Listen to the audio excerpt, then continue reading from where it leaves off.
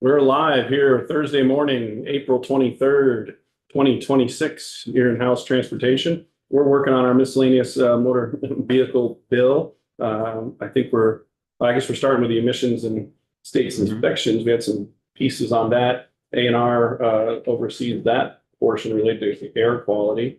And I think there's a handout for everybody, or at least an online document. We're going to see where we're at. And then we also have some other questions related to the next piece. So thank you for coming in. Apologies for the changes in schedules, the fire alarm, the joint hearing that ran over, and our time crunch for our next activity, but we will push forward and see if we can get it done. So I'm not sure if Peter who's going first, or Rachel's going first, or what you have prepared, or how you want to handle it. We know what we want to get answered. Welcome. Thank you for coming. Great. Thank you so much for having us. For the record, my name is Deirdre Ritzer, and I'm the Mobile Sources Section Chief at the Air Quality and Climate Division, and that's in the Department of Environmental Conservation, which I'll refer to as DEC, and that's all in the Agency of Natural Resources. And I am joined remotely by my colleague Rachel Stevens, who is the attorney that supports the Air Division. Thanks again for inviting us to speak today. So as you had just said, the DEC partners with the Department of Motor Vehicles to implement vehicle inspections in Vermont, and DEC is primarily responsible for administering Vermont's emissions inspection component to ensure that motor vehicles comply with state and federal Clean Air Act requirements. Emissions inspections are an integral part of maintaining Vermont's air quality because motor vehicles are the largest source of air pollution. Today's cars and trucks depend on properly functioning emission controls to keep air pollution levels lower. Even minor malfunctions in the emission control system can increase emissions significantly. For example, if a vehicle's, That's okay. It's okay to ask the question. Sure. Just right in the beginning, hi Deidre, thanks for being here. You mentioned you need to enforce both federal and state standards. And are there state standards for air quality, or those standards on how to do the inspection and stuff? Because I'm assuming the federal standards are the ones that are, saying here are what the emissions are. But does Vermont have above and beyond the federal standards for emissions, or is it more? You get that question? Yeah. I think so. Yeah. Yes. Yeah, I can speak to that too, Deirdre, after you go, if that's helpful. Sorry, I'm right behind you. Yeah. Sneaking up on me. Just got you back. Yeah, I'll definitely defer to Rachel, but yeah, the federal ambient air quality standards are what every state needs to meet, and an emissions inspection is part of the way to get there to make sure that we're maintaining our air quality. So our inspection program is managed by the state. So those are kind of our state requirements on how to do that. And Rachel, if you want to add. Yeah, I'll just share. So there are federal requirements that articulate how to actually, that we have to meet for emissions inspections. So those are described in the handout. Vermont has, the Federal Clean Air Act talks about what's required for an emissions inspection. And then the federal regulations actually talk in depth about everything from, inspection criteria, the scope, how enforcement needs to be handled, inspection station noncompliance. So all of that is set out in the federal regulation. And then as Deirdre said, as the state implementing those federal requirements, we have to implement that in Vermont. But there's also, as Deirdre mentioned, the federal emission standards that we have to meet, and there's also state-specific emission standards as well. So there's kind of two different angles to answer your question. So we have federal and state emissions requirements related to the actual air quality, and then also federal requirements that we implement related to emissions inspections. Okay, I think that answers. Thank you. So even So for example, if a vehicle's check engine light is on, this means that a manufacturer has determined that the vehicle's emissions may be increased by 50% or more due to an emissions control system or part failure. So effective emissions inspection programs can identify these vehicles and ensure their repair. I'm going to turn it over to Rachel to describe the legal requirements for emission inspections. So I'm going to just focus on test frequency because I have understood that may be a topic of interest for the committee. So as I mentioned, and it's in the handout, there are specific requirements that we have to follow in Vermont. The federal regulations assume an annual, assume an annual emissions test frequency unless a required emissions performance standard is met. So if the legislature were to change Vermont's annual inspection to, for example, an every other year inspection, the Agency of Natural Resources would need to conduct extensive technical modeling to determine whether this emissions performance standard could actually be met with a biannual frequency. If the standard cannot be met, then the inspection frequency would have to remain annual. There are other changes to the inspection program that could be made to offset the emissions reduction that would be lost by moving to biennial frequency, but this would all have to be worked out via modeling. If the performance standard can be met by moving to every other year, then the agency would need to amend its state implementation plan and seek approval from the US EPA. A SIP is what we call it for short. A state implementation plan is a document that provides all the emissions limitations and other control measures as may be necessary to meet the federal standards. So a SIP is how a state shows that it's implementing the federal requirements. And SIPs have to be reviewed and approved by EPA. Once the SIP is approved, it's federally enforceable. And I wanted to just point out there was a court case in January, which I cited in my handout, where the New Hampshire legislature tried to terminate its inspection program before it sought EPA approval. And the court issued a preliminary injunction stopping New Hampshire from doing that and made it very clear in that court decision, which I think is linked or in the electronic version, what's required for states that want to change their emissions program beyond the federal requirements. So I mentioned that court case because it's relevant to reinforcing this process for federal review and approval of changes to emissions inspections at the state level. I also just wanted to quickly provide context. I know there's been questions in the past about what states have annual or biannual inspections. So there are actually 28 states plus DC that have an emissions inspection program. Of these jurisdictions, 11 are annual and 13 are biennial, and 5 are a mix of annual and biennial, depending on the vehicle age or type. In New England, Connecticut and Rhode Island require a biennial emissions test, while all the other remaining states have annual test frequency.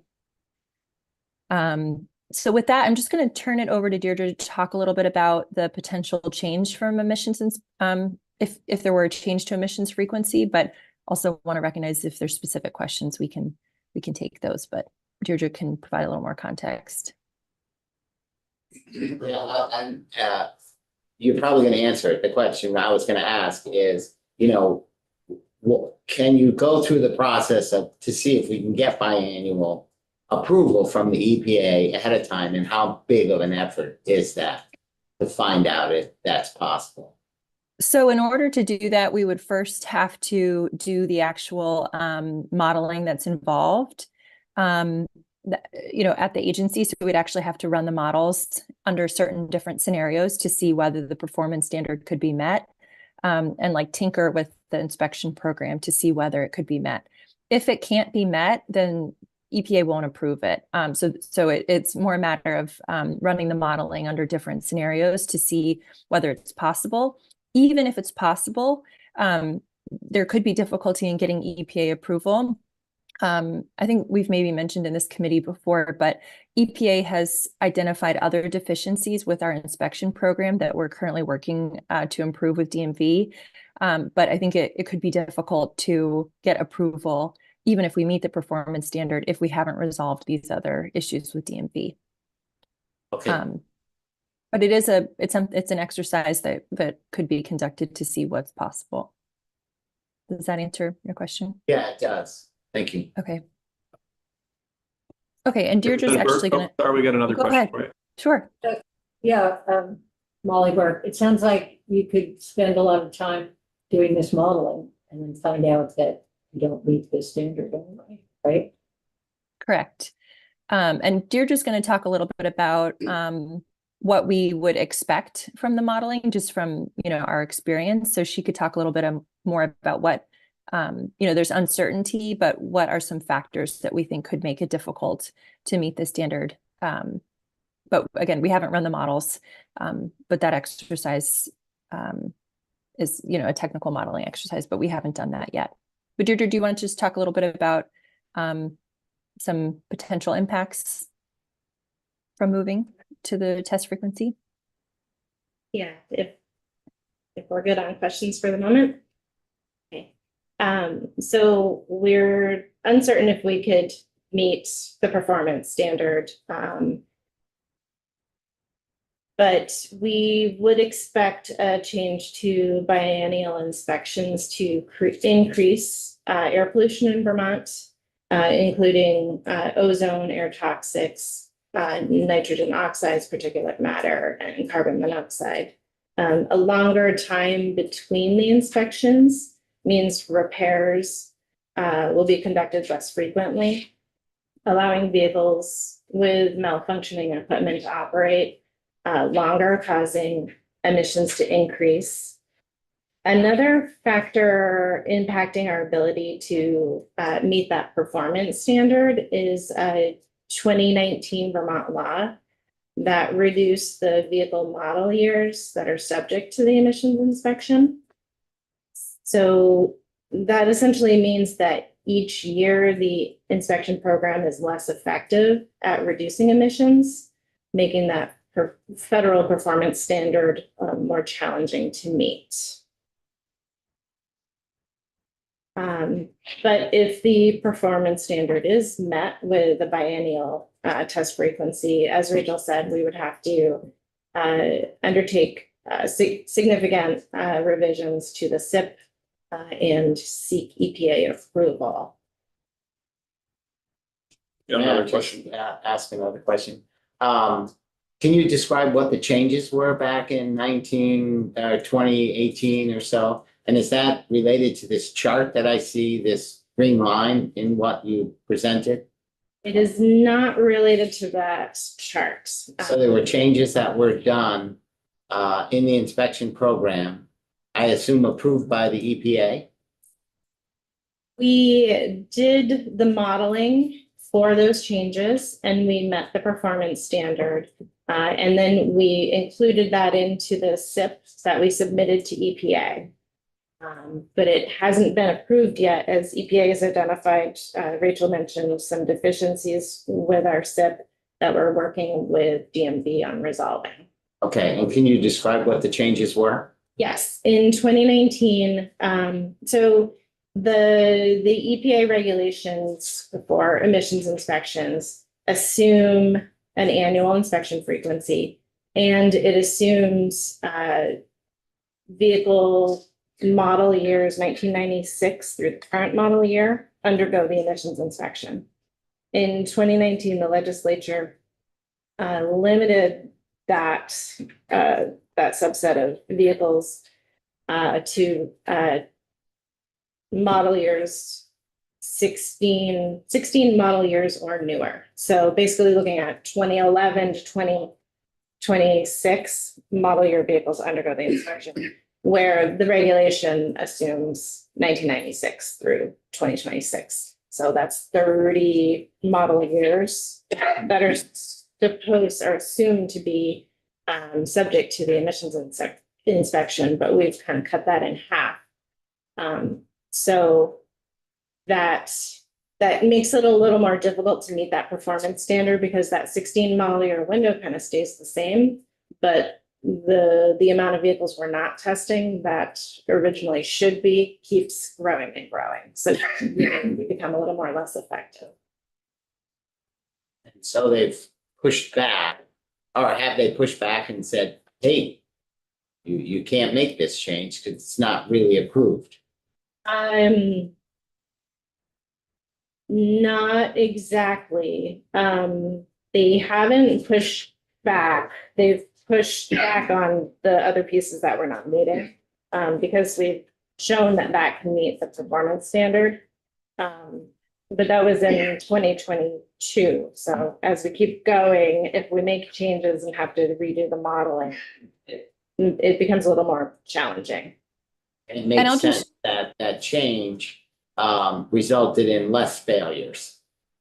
Because all of the other vehicles aren't being tested anymore. So yes, but the failure rate is based on the number of vehicles that are undergo the inspection. So that doesn't quite play in unless you're looking at just the. Well, and quantity. Deirdre's gonna go through that graph, and maybe that would be helpful to explain. Because as Deirdre mentioned, the failure rate is just based on the vehicles that are tested. So the failure rate going down is not a result of the legislature's change and reduction in the number of vehicles. But I did just want to mention that, some of the issues that EPA identified that we are working on with DMV are more related to enforcement and being able to demonstrate that we actually enforce the inspection program in Vermont.